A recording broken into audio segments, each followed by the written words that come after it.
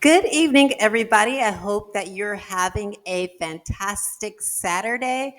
I know that I am. I had the opportunity to get out and peruse the city center and was able to pick up my favorite drink, which is boba, and kind of, you know, come up with some ideas that I'll share with you later in this podcast.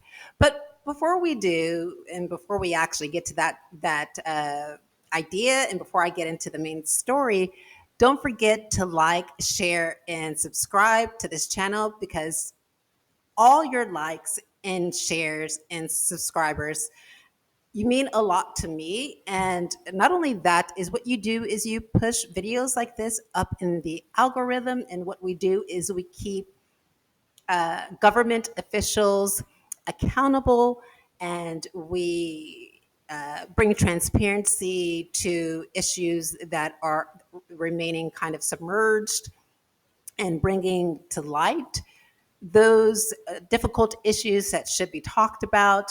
And so I would appreciate, again, every subscriber counts. Your likes, your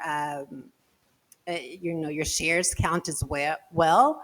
And we're going to get into the headline. So there is a disturbing story that was reported by the Intercept, and it was reported by Alice Speary and Stuart Herman.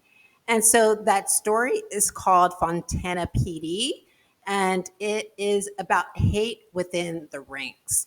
Now, on this channel, I often talk about uh, law enforcement and their interactions with the community, and dealing with instances of discrimination, racial profiling, and police brutality, lethal use of force, excessive use of force.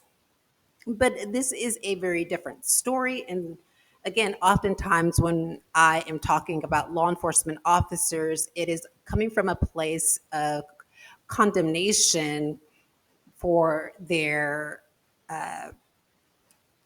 misconduct.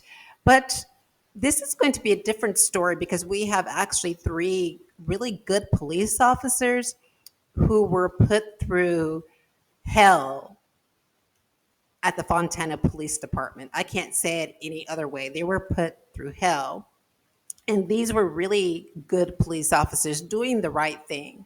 And so I think the first testimony, so this is a story, and I'll put the link in the description so you can actually go and watch this documentary. It's a very short documentary of what these police officers went through at Fontana Police Department. And I'll give you some commentary on that. And so we have one police officer. His name is David Moore, and he's a black man. He's in a interracial relationship, and he started working for the Fontana Police Department. And he was told that this police department had some, how can I put it, that there were some connections to some hate groups in the past. And it was something that he really didn't believe. But during his employment at this police department, he noticed that minorities were very stressed and reserved. And it wasn't many minorities working in the police department. And again, he was told, or what he discovered, is that these tensions can be traced back to the 1980s. And that's when the KKK marched up and down Main Street to City Hall in Fontana, California. And so David states that that old negativity from the 1980s permeate the Fontana Police Department today. And again, he was put through hell. I can't say it any other way. And for example, he was in the locker room and he heard the N word being thrown around like it was a sack of potatoes, right? And when he looked up and, kind of gave them like maybe he grimaced and gave them a grimace. They,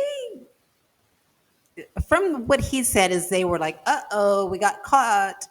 But you could see how he said that this was like this was persistently happening. So there was this locker room talk uh, that often included racial epithets and racial slurs, and it was really a hostile environment for David. So there's two Davids in this story, and I believe that this one is David Moore because, of course, he is a black man. I think he's biracial, but reports are stating that he is black. And so another microaggression, or actually, this is an actual instance of direct discrimination, is where David he achieved an award for Officer of the Year, and his colleagues, which were predominantly Caucasian, said that they can't believe the N word. They can't believe that the department gave an N word the award. So you can see how this tension, racial tension, this racial animus within the workplace is really causing one to feel very stressed out and causing one to feel like that they don't have a place in this department. And really, I think for David, raising the question as to whether or not he should be working there. And so another revelation that David mentions in this documentary is that when he began to investigate the history of this police department, and he also investigated some of the microaggressions and, of course, direct discrimination, he began to look into this. What he noticed was that there were memorabilia and insignias that were connected to various hate groups, such as the KKK and other like white nationalist hate groups within California. And this was something that brought him fear because, again, he had never seen this before in the workplace, and this was displayed in plain sight. And so you can see how like there is a culture of, not only there was a culture of harassment, but there was a culture of intolerance at this police station. And there is another police officer. So there are three connecting stories. And the second story is from, or the testimony is of a man named Andy Anderson. And I believe he is a Caucasian male. And he said at this police department, he would often hear the word ninja being thrown around. And what he discovered was that this was a derogatory word for African Americans. And so they would not refer to African Americans as like an African American. They would refer to them as this derogatory term. And he also said that they would refer to blacks as I think the way that he pronounced it was BAMAs or BEMAs, which is an acronym for Black Male Adult. So that's what they wouldn't say. Okay, we have, if they're looking for a suspect, they wouldn't say, okay, we're looking for a black male adult. They would say, we're looking for a BAMA or BEMA. And the way that he describes it is that this police department actually, this was like disembodying Black Americans, and like the words that he used is that this police department was not treating Black Americans as human beings. And so, if we're let's go back to David Moore's testimony, which he said that Officers often attacked Black Americans, and so let's say, for instance, where there was instances of police brutality or instances of official misconduct, what would happen is that these officers were never ever fired. They were often promoted when they attacked Black bodies. I want you to think about that for a second because there are a lot of Black historians and YouTubers that have actually said this is that oftentimes when a person is given instructions from the dominant society or doing it on their own volition to attack a Black person, they're often not disciplined or reprimanded. They're often rewarded and promoted up in the ranks of employment. And I've actually had this happen to me before. For example, I've had a situation happen which I've actually spoken about numerous times where someone violated my rights. And I complained about that, and that person was actually promoted to CEO of their company. It raises a question, right? Why does that happen? Like, really, like, why does that happen? I think we need to do more research on that because I don't have an answer for that. Like, I can only speculate why that happens, but of course, I want to speak about that from an intellectual point of view. So I think I'm going to actually look into that and do some research. Furthermore, Moore tells us in the documentary that after he reported instances of racism, that he was followed and surveilled. So now, as a police officer, his own department is violating his right to privacy by following him, surveilling his movements, surveilling his home. It's really a frightening situation for this police officer. And the third story, the testimony that we hear in this documentary is from a man named David Ibarra. And this one breaks my heart when I heard about this. He said that the Fontana Police Department wanted little to do with the Mexican community. And let me tell you what they did. This is probably going to break your heart too. Like, it was so cruel. So Fontana is a predominantly Hispanic community, has a predominantly Hispanic demographic. And what police officers did during the Christmas season is that they would impound cars with Christmas trees in them as a cruel joke. And that was funny to them to do that. Impounding cars with Christmas trees in them, depriving Hispanic families of a Merry Christmas. Do you know what that, like, just imagine how that made those families feel? Their car, not only is their car, not only do they not have a Christmas tree, but their mode of transportation is impounded, taken away from them. That is, I can't think of any other way but to say that that is corruption and misconduct in just in its plainest sense, right? Like, that's like, oh my God, my heart goes out to the families that experience that. That's just wrong.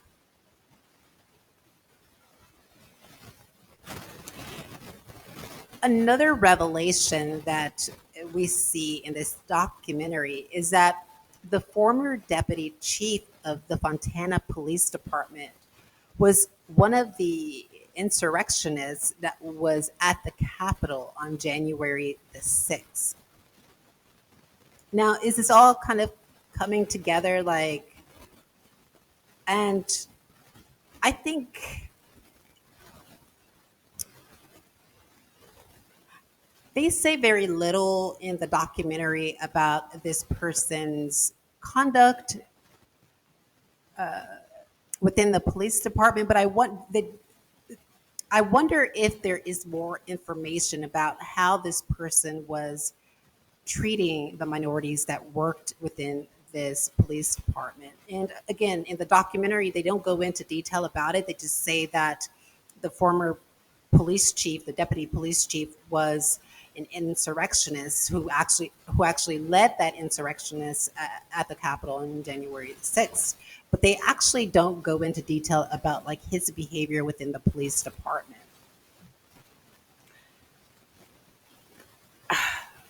Another thing that is probably just going to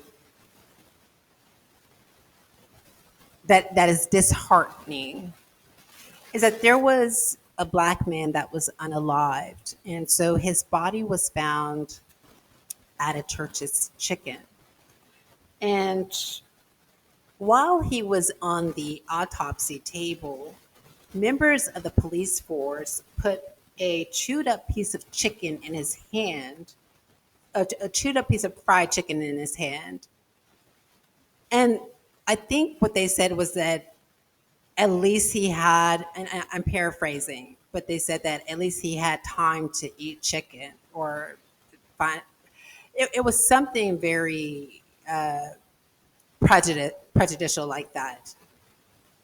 Can you believe that? Like, this is a person who is deceased, they're on the table, and you don't have the officers being very sensitive about that. You have racial jokes that are being thrown around. It's just, it's disgusting. It's disgusting behavior. And so, to put an end to the racism, what the officers decided to do was they decided to file a discrimination lawsuit. And I think the claims that they brought were claims, they filed it under Title VII of the Civil Rights Act. And the grounds that they raised was discrimination. I think it was like racial discrimination and maybe indirect discrimination as well, retaliation, and a hostile work environment.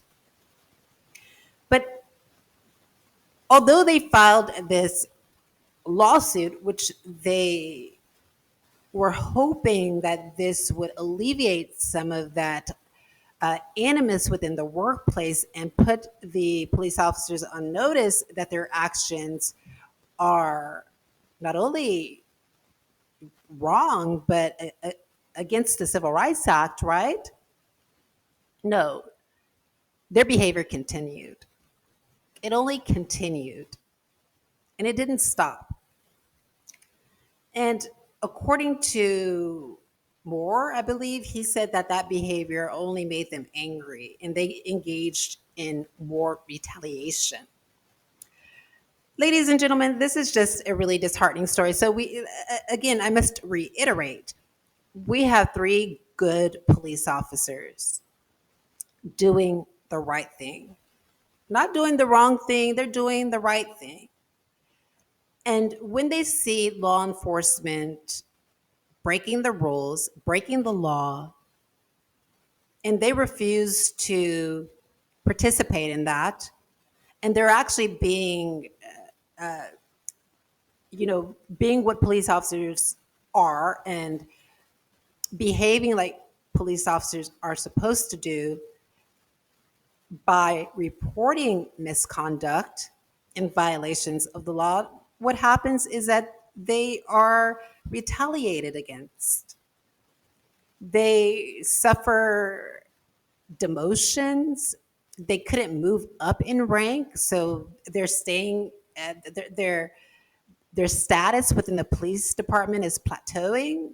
they're at a plateau, not being able to move up the social ladder within the department. And ladies and gentlemen, this is very reminiscent of behaviors that we are seeing across the United States and with the US government and police departments doing this to citizens that are just refusing to violate the law and refusing to, well, essentially what they're refusing to do is to go with the status quo. And the status quo is human rights violations, civil rights violations, corruption, etc. And they're refusing to do that. And it's just unfortunate that these really good police officers had to suffer for doing the right thing. We often know that this often happens to good people, police officers that are doing the right thing, human rights defenders that are doing the right thing, journalists that are doing the right thing, activists that are doing the right thing. All these groups of people who are actually leading the charge and doing the right thing are being profiled and being attacked by governments. And it's quite unfortunate. So I would recommend that you review that documentary. It was so good. Like, I mean, although it was disheartening and although it was sad, it was such a good documentary. Like, I really enjoyed it. And I am going to link it in the description. And again, I would recommend that you watch it. Okay, so now for the news that I have. So when I went out to the city center, or actually, I went and bought my boba before I went to the city center. And when I bought my boba, an idea came to me, and I thought, I want to do ethnographical photography. And you may be like, well, Kiana, like, what is that? What does that entail? So basically, what I noticed was that people were often on the go. Like, it's Belfast is a very small city, but in terms of the movement, people often seem like they're on the go, like in New York City, always moving very fast. And, it raises the question as to, like, where are they going? Are they going to work? Do they have errands? Are they going to university? Are they going to a meeting? Like, what are they up to? Because sometimes they look very serious. And what I want to do is I actually want to capture that moment in time and add a story behind it because I think it's so fascinating and very interesting. And another thing that I want to do, which I love, like, okay, so in Belfast, there is this, again, this is a very touristy city. And so there is a lot of tourists in this city, which I think is amazing. And I often see tourists taking photographs, and it brings back to mind. Like, I was having a conversation with a man years ago in Florida, and we would talk about, like, kind of being in a touristy city where people are taking photographs, and it makes us feel like we're in a foreign land, like in a new city on vacation, right? And that's kind of how I feel sometimes when I am seeing this. And so people are often taking pictures, and I want to actually capture that story as well. So in this ethnographical photography that I want to do is I want to capture people taking those stories, because the photographer that is taking those images are capturing a story. And what I want to do is capture a story within a story. And so I think that that is very interesting. Do you think that's interesting? I really want to know your opinion on that, or just wanting you to reflect on it and think, is this a very interesting idea? If you know somebody that's already doing it, like, I would love to see their work, but it's something that I almost started today. So I saw a couple getting married, and maybe it was their anniversary, or it was something. And they were together, and the woman was dressed beautifully, and there was a photographer taking a picture of them, and I was like, oh my god, I need to start doing this now. So I took a picture of them while outside of the photographer, because I was like, oh my god, you look so beautiful, I want to take a picture of you as well. And I said, "What's the occasion?" And I think she said that they were getting married, or that it's an anniversary. And I thought it was very interesting. So this is something that I think I'm onto something. It's something that I want to do. It looks very fun. So it's something I'm going to be getting into. Like, I'm excited. I can't wait to dive in. Yeah, there's a lot that's on my table. Like, I have, my master's in international human rights law, and then I'm doing this YouTube, and then I want to do some photography. So I'm merging all these. Well, I have two hobbies, merging two hobbies together with a credential that I'm very serious about. So I have a lot on my table. And tell me what's on your table. Like, do you think I'm doing too much, or do you think that I'm doing just enough? And what are you doing? Is your table full? Is your table like less than full? Are you looking to add something else on your table?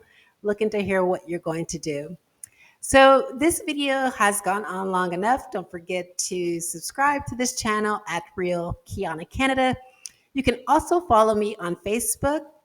My Facebook account is actually linked in the description of this channel, not this video, but the channel.